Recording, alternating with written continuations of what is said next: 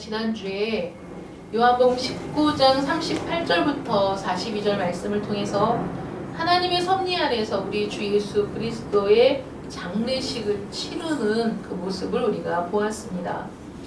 예수님의 장례식을 치룰 때 숨어있던 제자 둘의 모습을 우리가 볼 수 있었죠.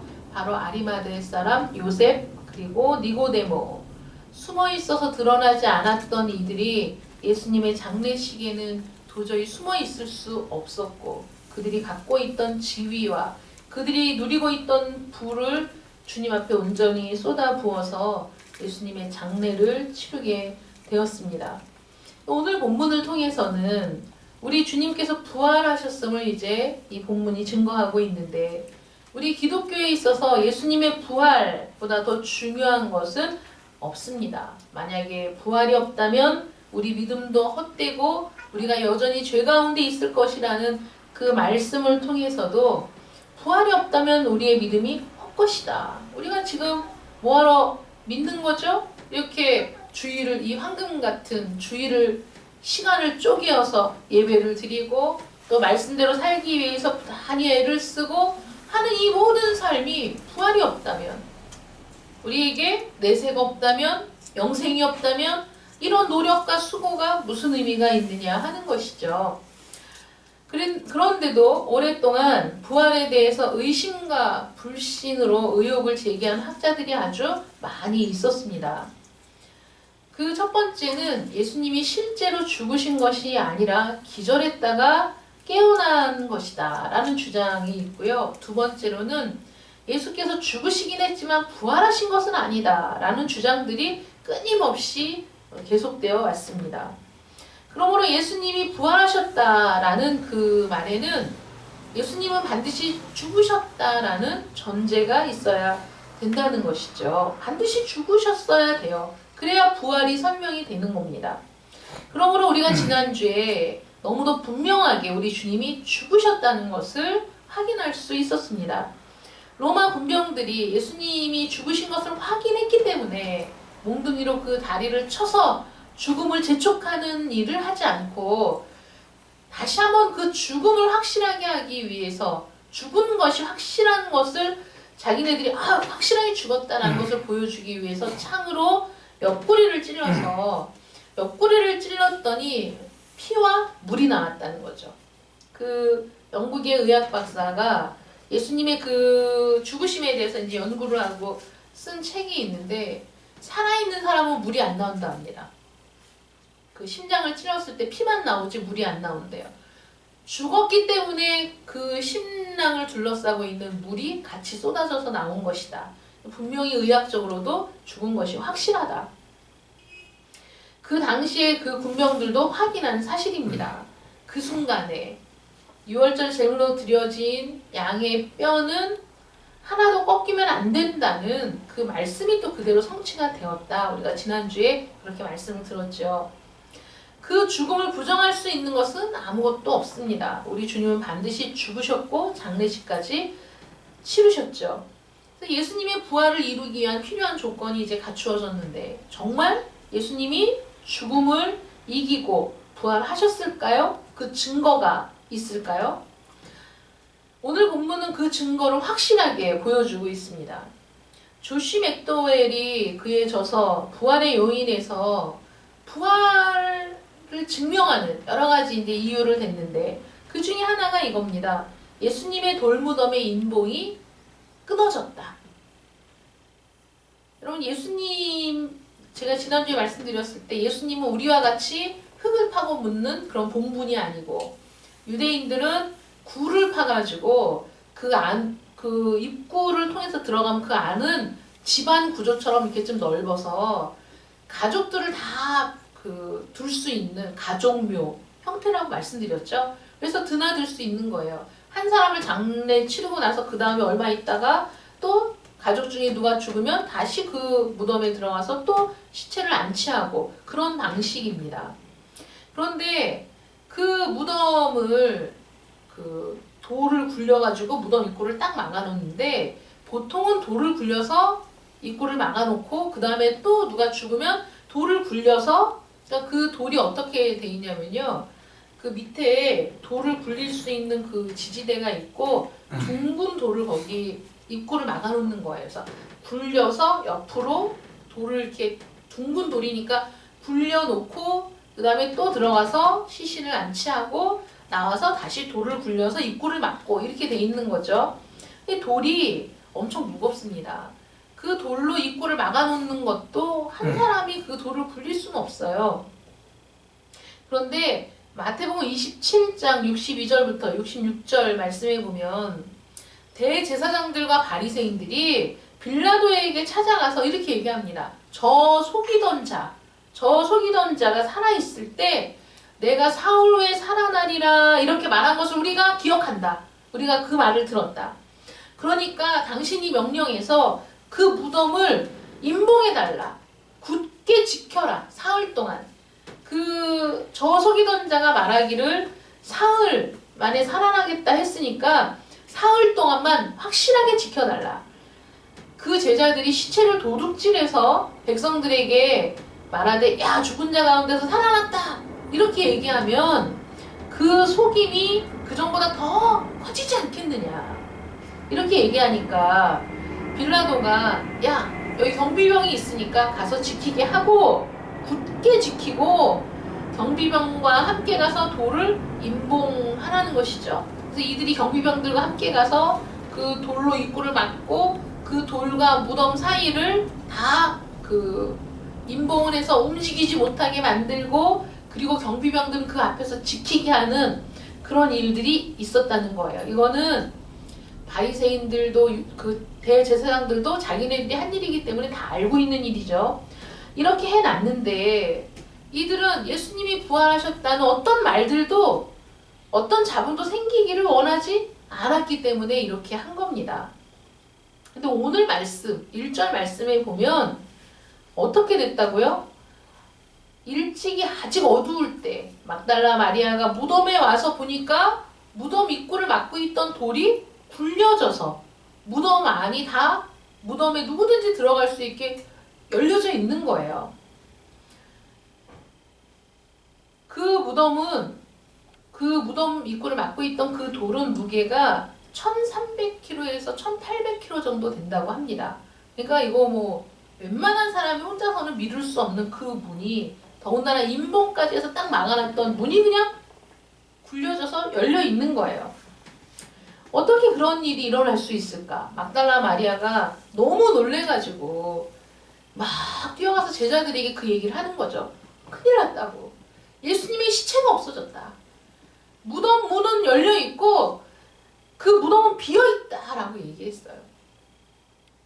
그러므로 그 무덤이 빈 무덤이라는 거예요. 지난주에 말씀드렸죠. 왜 하나님께서는 예수님을 새 무덤에 들어가게 하셨을까? 아리마대 사람 요셉이 새 무덤을 만들어 놓고 아직 아무도 장사 지낸 일이 없는 그런 무덤에 왜 하나님은 이 기가 막힌 섭리로 아리마대 사람 그 요셉의 마음을 움직이시고 은혜를 부어주셔서 예수님을 그 빈 무덤에 안치하게 하셨을까? 지난주에 말씀드렸어요. 기억나세요? 네. 만약에 가족들, 다른 사람들이 막 있는데 예수님을 안치했는데 거기서 누군가가 살아났다 그러면 야 그게 누가 살아났는지 어떻게 알아?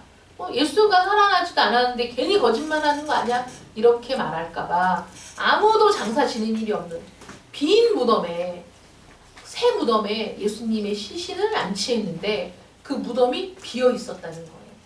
그러니까 그 무덤에서 나간 사람은 예수님밖에 없는 거예요. 무덤이 비어 있었어요. 그리고 그 무덤 입구를 막았던 돌도 옆으로 치워져 있었어요. 그러면 철통같이 굳게 그 무덤을 지키라고 했던 경비병들은 다 어디 갔을까요? 경비병들은 다 도망갔어요. 여러분 로마 경비병들은 그거 기억나세요? 그 사도 바울과 신라가 무덤에서 찬양할 때 옥문이 다 열리고 감옥에 잡혀 들어갔을 때 막 찬송을 하니까 그 지진 같은 게 일어나면서 옥문이 열리고 이 발과 손에 채워졌던 착고가 다 풀리고 이런 일이 일어났어요. 근데 간수장이 자결하려고 하거든요. 왜냐하면 죄수가 도망가면 그 감옥을 지키고 있던 간수장들은 다 그냥 죽는 거예요. 그 죄값을 물어서. 근데 이 경비병들이 자기네들이 분명히 지키고 있었는데, 자기네들은 분명히 굳게 지키고 있었는데, 아니 무덤 문이 열리고 그 안에 있던 예수님의 시체는 없어지고 그 뒷감당을 할 수가 없어요. 지금 막달라 마리아가 갔을 때 경비병들이 없었어요. 도망갔습니다.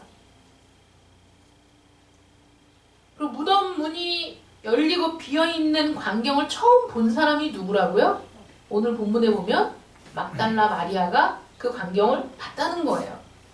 그냥 제자들에게 이제 그 사실을 알렸을 때 베드로와 주께서 사랑하시는 그 제자가 누구일까요? 주께서 사랑하시는 그 제자. 그 제자는 바로 이 요한복음을 기록한 요한입니다. 자기를 그렇게 표현한 거예요. 주께서 사랑하시던 그 제자. 베드로와 이 요한 두 사람이 막 달려가는 거예요. 그 얘기를 듣고 막 달려갔는데, 달려가서 아내를 딱 들여다보니까 예수님은 보이지 않고 세마포만 놓여 있는 거예요.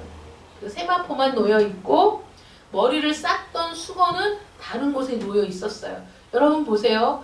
무덤이 비어 있어도 사람들은 야, 제자들이 시체를 도둑질해 간 거 아니야? 그러니까 비어 있지, 이렇게 얘기할 수 있어요. 그러면 예수님의 시체를 도둑질해서 갈 때 어떻게 도둑질을 해갈까요? 예수님의 시체를 아리마대 사람 요셉하고 니고데모가 장례를 치루었어요. 세마포로 다 싸고 머리는 머리대로 싸고 그리고 그 안치를 해두었어요. 근데 예수님의 시체를 제자들이 훔쳐가. 어떻게 훔쳐갈까요? 그대로 들어서 통째로 들고 가겠죠. 그런데 제자들이 가서 딱 안을 보니까 세마포가 그대로 그 자리에 있는 거예요. 머리를 쌌던 수건은 다른 곳에 또 있는 거예요. 아니 어느 도둑들이 그 밤에 시체를 도둑질해 가면서 세마포도 다 벗겨서 머리 쌌던 그것도 다 벗겨서 그렇게 시신을 옮기겠습니까? 그거는 말이 안 되죠. 그럼 우리는 성경이 그 장면을 그대로 묘사하고 있는, 그래서 성경은 예수님이 살아난 게 분명하다, 봐라, 이게 있지 않냐, 이렇게 말씀하시는 구절이 한 군데도 없어요. 그냥 이들이 목격한 것을 그대로 기록한 거예요. 갔더니 이렇게 되어 있었어. 혼자 본 게 아니야. 막달라 마리아도 봤고, 막달라 마리아는 그 사실에 너무 놀래가지고 아직까지 예수님이 부활하셨다. 여러분 너무 웃긴 게요. 바리새인과 대제사장들이 이 마태복음에 그렇게 빌라도에게 얘기했잖아요. 저 속이던 자가 자기가 죽으면 사흘 뒤에 살아난다고 얘기했던 것을 우리가 기억합니다. 그러니까 무덤을 사흘 동안 굳게 지키게 해주십시오. 이렇게 하잖아요. 그들은 그 말을 기억하고 있지만 오히려 그 사람들이 믿는 것 같아요. 그죠? 믿음이라는 게 참 신기한 거예요. 그 전에 그런 일이 있었다고 제가 이제 어느 책에서 봤어요. 술집 옆에 교회가 들어왔어요. 그런데 그 술집에서 밤새 술 먹고 싸우고 소리 지르고 막 이러니까 그 교회에서 목사님하고 성도들이 우리 기도합시다. 저 술집 때문에 이 방해가 되고 새벽에 우리가 기도할 때도 너무 시끄럽고 그러니까 저 술집이 망해서 나가게 해달라고 기도합시다 이렇게 했어요. 근데 정말 술집이 망했어요. 그러니까 이 술집 주인이 화가 나가지고 이 교회를 찾아와가지고 난리를 치는 거예요. 당신들이 그렇게 기도해가지고 우리가 망하지 않았냐고 막 소리를 지르니까 그 목사님이 뭐라고 얘기했는지 아세요? 아이고 기도한다고 기도한 대로 됩니까? 그렇게 얘기했어요. 기도한 대로 되는 줄 믿는 그 술집 주인은 저것들이 기도해서 우리가 이렇게 됐지 라고 생각했는데 참 누가 믿음이 좋은지는 모르겠어요. 그런데 제자들은 항상 옆에서 주님이 하신 말씀을 늘 들었는데도 막상 그 상황이 되니까 정신이 하나도 없고 당황해가지고 예수님이 부활하셨을 거라는 그 생각을 못한 거예요. 근데 오히려 대제사장과 바리새인들은 알기는 또 잘 알잖아요. 여러분 귀신들도 예수님이 나타나시면 예수님이신 줄 알고 벌벌 떨었어요. 아니 우리와 무슨 상관이 있다고 우리에게 와서 우리를 괴롭게 하나이까 막 이렇게 얘기했거든요. 그러나 귀신들이 알기는 잘 알아도 믿지 않아요. 예수님을. 예수님께 굴복하지 않아요. 바리새인과 대제사장들이 예수님이 하신 말씀을 그렇게 정확하게 알고 있고 혹시라도 그런 일이 일어날까봐, 혹시라도 제자들이 예수님의 시신을 훔쳐다가 부활했다고 할까봐 철통같이 지키도록 하는 그 사람들이 있는가 하면은, 제자들은 늘 그 말을 들었어도 막상 그 현실에 부딪혔을 때 얼른 그게 믿음으로 다가오지 않았던 거죠. 당황하고 놀래기만 한 거예요. 막달라 마리아도 예수님이 부활하셨을 것이라고 전혀 거기까지 생각이 미치지 못했기 때문에 막 달려와서 아우 큰일 났다고, 예수님의 시신을 누가 가져갔다, 지금 무덤이 비어있다, 이렇게 얘기했고, 제자들도 열심히 달려와서 딱 봤는데 아니 정말 무덤이 비어있는 거예요. 예수님을 쌌던 세마포만 그대로 있는 거야. 그런데 우리는 그들이 본대로 기록한 그 말씀을 딱 보면서 아니 어떻게 예수님의 시신을 도둑질했다면 저 세마포를 벗겨놓고 예수님의 시체만 들고 갈 수 있겠냐. 다 가져갔겠지. 이건 말이 안 돼.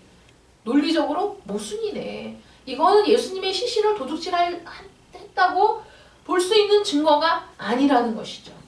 그 다음에 또 하나는 예수님의 부활을 처음 목격한 자들이 누구냐면 여자들이었어요. 요한복음에는 지금 막달라 마리아의 이름만 딱 나와 있지만 다른 복음서에 보면 다른 여인들도 같이 가서 이제 그걸 목격했거든요.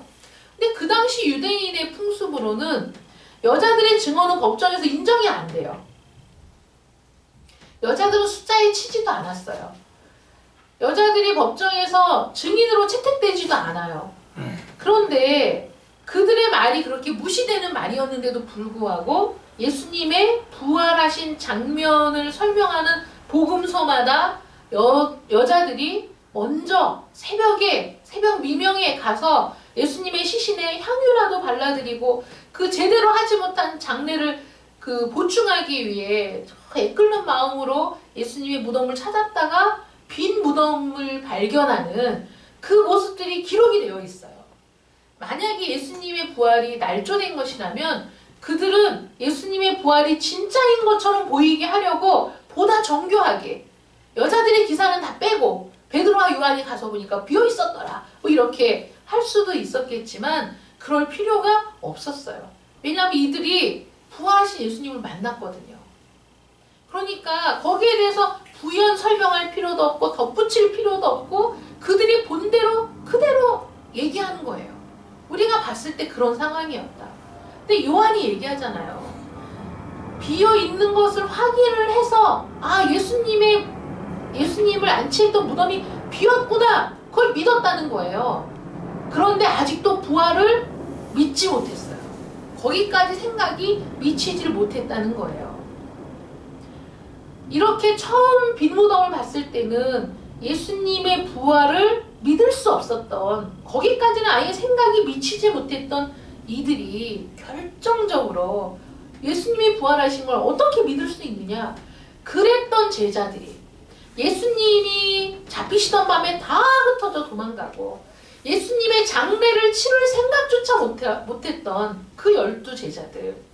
그래서 숨어있던 제자들이 표면에 드러나서 이들이 예수님의 장례를 치렀던 그 모습들, 이들이 이 복음서를 기록한 이들이 그 내용을 기록하면서, 요한도 그 내용을 기록하면서 얼마나 마음이 아팠겠어요. 정말 사랑하는 주님이 이렇게 고난당하시고 이렇게 죽으시는데 우리들은 도대체 뭘 했지? 너무 부끄러웠을 거예요. 그리고 만약에 예수님이 죽으신 채로 부활하지 않으셨다면 이런 기록을 하지 않았을 거예요. 자신들의 치부, 자신들의 부끄러움, 그 모든 상황들을 이렇게 솔직하고 이렇게 적나라하게 기록할 이유가 없어요. 우리는 우리가 부끄러운 모습, 우리가 남들에게 말하고 싶지 않은 부분들은 애써 감추고 포장하고 위장하고 미화시키고 그것이 적나라하게 드러나는 것을 극도로 꺼리는 게 우리들이잖아요. 그런데 제자들이 이렇게 주께서 사랑하시는 그 제자, 자기 자신을 그렇게 표현할 때 아마도 요한은 그 글을 쓸 때 많이 울었을 것 같아요. 주님이 그렇게 사랑했는데, 주님이 그토록이나 나를 사랑하셨는데 나는 주님 앞에 한 일이 뭐가 있나. 도망가고 회피하고 무서워서 숨고 그때 내가 드러날까봐 두려워했던 자신의 모습을 부끄러워했을 거예요. 거기서 끝났다면 요한은 그 부끄러움을 기록하지 않았을 거예요. 거기서 끝났다면 이 복음서 기자들은 이 기록을 남길 이유가 없었을 거예요. 근데 그들이 부활하신 주님을 만났기 때문에, 그들의 그 부끄러움을 씻어줄, 그 부끄러움을 용납하신 주님의 사랑을 만났기 때문에, 그 주님을 확인했기 때문에 이들이 변화된 거죠. 달라진 거예요. 제자들이 180도로 달라져 버린 거예요. 그렇게 피하고 숨고 회피하고 두려워했던 제자들이 심지어는 그 빈 무덤에 가서 무덤이 비었네?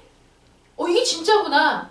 뭐가 진짜입니까? 막달라 마리아가 와서 한 말이 진짜구나 하는 것을 확신했고 믿었지만, 그러나 아직까지도 주님이 부활하셨다는 것을 인식하지 못한 이 자신들의 모습을 그대로 기록하면서, 그때까지만 해도 예수님이 부활하셨다는 것을 이게 깨달아지지 않았던 그런 상태였는데, 그런데 그 주님을, 부활하신 주님을 만난 뒤에 이들이 변화된 거죠.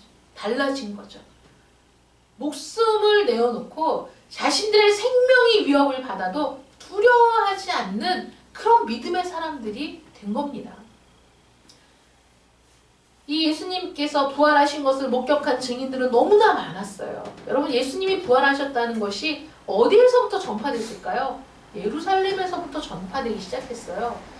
예수님이 처형되시고 예수님이 묻히신 그곳, 경비병들도 지키고 있어서 알고 있고, 바리새인들도 또 대제사장들도 이 모든 일들을 다 들을 수 있는 그곳에서 예수께서 부활하셨다는 그 놀라운 사실이 전파되기 시작했어요. 만약에 이들의 말이 거짓말이라면 그 무덤을 지키던 경비병들도 거짓말하고 있네, 우리가 지키고 있었는데 분명히 말했을 것이고, 그 사실을 우려했던 대제사장들도 또 그 바리새인들도 거짓말이라고 분명히 얘기했을 거예요. 근데 이 바리새인들이, 대제사장들이 예수님의 부활을 증거하는 제자들을 잡아다가 감옥에 가두면서 뭐라고 얘기했는지 아세요? 그 말 좀 하지 마, 이렇게 얘기했어요. 제발 그 말 좀 하지 마. 예수에 대한 얘기를 하지 마, 이렇게 얘기했어요. 그 말을 한다고 잡아 가둔 거예요.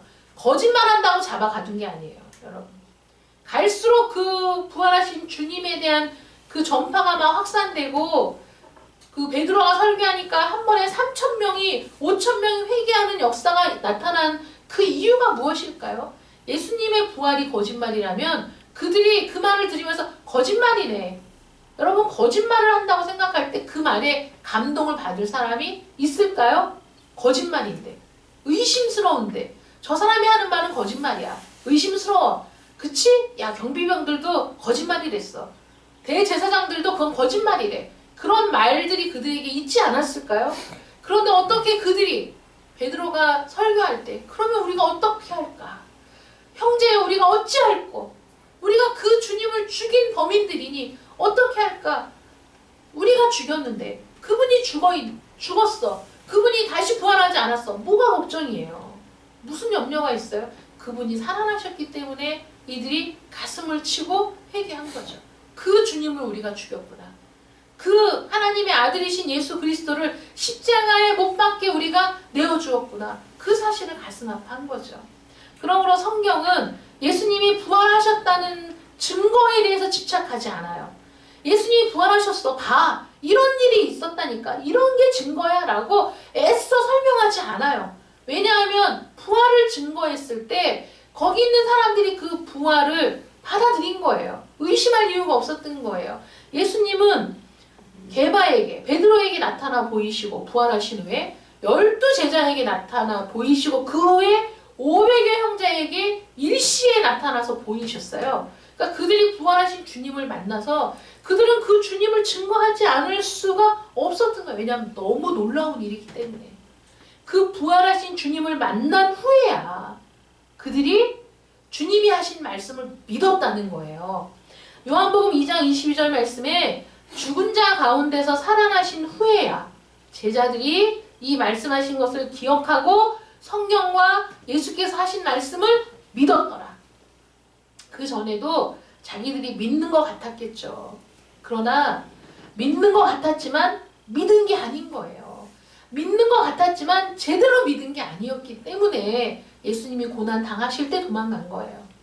예수님이 부활하셔서 비어있는 무덤을 보고도 비어있구나 라고 자기네들이 확신했지, 빈 무덤을 보고 야 주님이 말씀하신 대로 살아나셨네 라고 받아들이지 못했던 거예요. 그런데 그 부활하신 주님을 만나고 얘기하고 주님과 함께 식사를 하고, 도마 같은 경우에는 제자들이 얘기할 때 도마는 맨날 그 자리에 없었어요. 그렇게 없으면 안 돼. 도마는 어디 갔다가 맨날 못 보는 거예요, 예수님을. 야, 나는 못 믿어. 나는 예수님의 손에 이 못자국이 있는 걸 보고, 옆구리에, 여러분 보세요. 옆구리에 옆구리에 손을 넣어서 창자국을 확인하지 않고는 나는 못 믿어. 이렇게 얘기했거든요. 그러니까 예수님이 못 박히신 것도 사실이고, 옆구리에 창으로 찔린 것도 사실이란 말이에요. 요즘에 막 무슨 인터넷 방송, 무슨 방송 뭐 나오면은 어떤 사실에 대해서 사실이냐 아니냐 뭐 이것저것 증거를 갖다 대고 막 이게 사실이라고 막 주장하지만, 예수님의 부활은 너무나 선명하고 너무나 분명했기 때문에 성경은 그 부분에 대해서 많이 할애하고 있지 않아요. 그런데 이들이 한 말, 이들이 한 행동을 우리가 돋보기를 가지고 딱 보면, 야, 정말 예수님이 부활하신 게 너무나 명백하고 너무나 확실하다는 것을 알 수 있다는 거죠. 도마는 의심했어요. 그래서 그 옆구리에 손을 넣어보지 않으면 난 못 믿어! 이렇게 얘기했거든요. 예수님이 나타나셨어요. 도마에게 뭐라고 얘기했죠? 와서 내 손에 못자국을 보고 네 손을 내 옆구리에 넣어서 이 창자국을 확인해라! 이렇게 얘기했어요. 도마가 그리스도 앞에 굴복하잖아요. 정말 주는 그리스도시요 살아계신 하나님의 아들이심을 확신하는 순간이었죠. 이렇게 180도로 달라진 제자들의 변화는 예수님의 부활을 충분히 증명하고도 남음이 있었다는 거예요. 이제는 예수님의 고난 앞에 도망치는 제자들이 아니에요. 예수님의 고난에 동참하게 된 것을 기뻐하는 제자들로 변화됐어요. 예수님의 고난이 두려워서 숨어버린 제자들이 아니라 이제는 그 고난 당하심과 부활을 모든 사람들에게 증거하는 제자다운 제자들로 변화가 되었다는 것이죠. 사도들이 주님의 부활에 집중한 이유는 주님께서 당신이 메시아이심을 확증하는 여러 가지 이유들 중에 가장 분명하고 가장 강력한 증거가 부활이라는 것을 말씀하셨기 때문이에요. 근데 말씀하셨던 대로 살아나셨다는 거예요. 성경에 기록된 대로 죽으셨고, 그리고 말씀하신 대로 살아나셨다는 것. 그 부활이 갖는 의미가 무엇이길래 제자들이 이렇게 변화되었던 것일까요?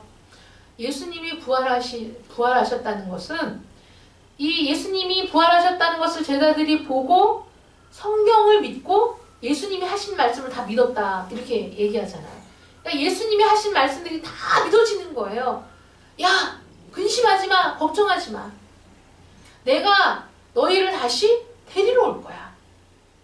잠시 떠나 있지만 그러나 내가 너희에게 성령을 보내줄 거야. 여러분 생각해 보세요. 예수님이 하신 말씀이 그 전에는 자기네들이 믿는다고 생각했지만 정말 그거는 믿음이 아니라 표면적인 믿음이었는데, 예수님 부활하신 예수님을 딱 만나고 나서는 예수님이 하신 말씀이 다 믿어진 거예요. 그냥 다 흡수가 돼버린 거예요. 그러니까 예수님이 뭐라고 말씀하세요? 예수님이 승천하시면서 너희가 요한이 물러주는 세례와 성령의 세례를 말씀하시면서 너희는 몇 날이 못되어 성령으로 세례를 받을 것이다. 그러니 떠나지 말고 기도해라. 근데 제자들이 정말 그 상황을 생각해 보세요. 예수님이 죽으실 때 긴박했던 상황들, 여전히 대제사장과 바리새인들은 예수님을 죽도록 증오하고 있고, 그런 상황 속에서 예루살렘을 떠나지 말고 기도하라는 거예요. 몇 날이 못되어 성령을 받는다는 거예요. 그 말씀이 믿어졌기 때문에, 그 말씀을 확신했기 때문에 이들이 떠나지 않고 예루살렘에 모여서 이들이 합심하여 기도하며 기다리고 있었다는 거예요. 성령을 이들이 그 불같은 성령을 경험도 하지 못하고 예수님이 하신 말씀의 그 의미를 분명히 알지 못해도 예수님이 하신 말씀 자체를 믿은 거예요. 예수님이 저렇게 말씀하셨으니까 야 우리 기도해야지. 기도하자. 여기 떠나지 말고 모여서 이들이 그 핍박과 박해를 죽을 수도 있다는 위협에도 불구하고 예루살렘을 떠나지 않고 그들이 기도하기에 힘썼을 때 정말 성령이 불과 같은 성령이 각 사람에게 임하는 놀라운 역사를 경험하게 되지 않습니까? 믿어졌던 거죠. 부활하신 주님을 통해 성경이 믿어지고 예수님이 하신 모든 말씀이 믿어지고 더 나아가서는 예수님이 부활하셨던 주님이 승천하신 주님이 다시 우리를 부르러 오신다는 그 말씀이 너무 분명하게 믿어진 거예요. 그래서 초대교회 성도들은 부활하신 주님, 승천하신 주님이 다시 우리를 부르러 오실 것을 간절하게 열망하며 살았어요. 그 부활하신 주님과 함께 우리도 부활할 것을 분명히 믿었기 때문에 그 열망을 가지고 그 순수한 기쁨을 가지고 모든 박해를 견뎠어요.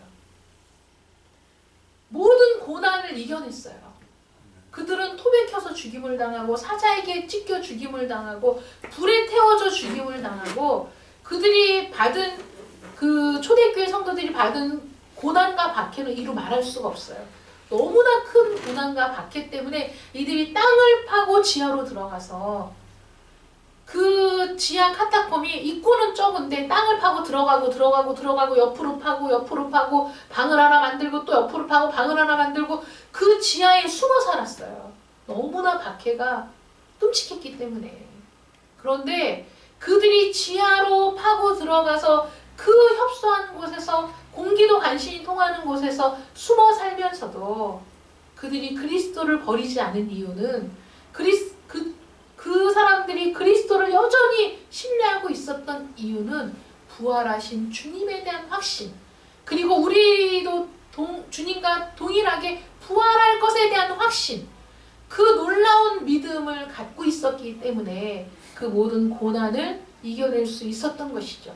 혹시 죽을지라도, 내가 혹시 죽을지라도 그래도 주님을 부인하지 않는다는 확실한 믿음이 생길 수 있었던 그 놀라운 이유는 바로 주님이 부활하셨다는 거예요. 주님이 말씀하셨어요. 나는 부활이요 생명이니 나를 믿는 자는 죽어도 살겠고 무릇 살아서 나를 믿는 자는 영원히 죽지 아니하리라. 그 말씀이 요한복음 2장 22절의 말씀이거든요.